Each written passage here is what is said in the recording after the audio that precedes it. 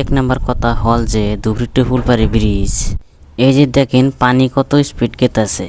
এখন নইতে বন্যা গেতেছে না, তার কারণে পানি স্পিড গেতাছে।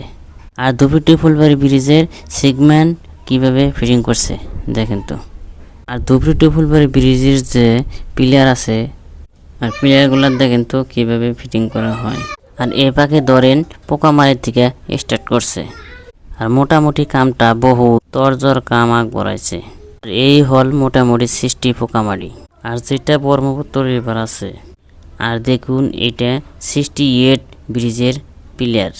68 এই ধরনের ব্রহ্মপুত্র নদীর পিলারগুলা করিয়াছে। আর এগুলা আমি নৌকা দিয়া জুম করে আপনাকে দেখাইছি। আর এগুলা দেখেন পানির মধ্যে বাসা দেখা যাচ্ছে। আর এগুলা দূর থেকেও দেখা যায়।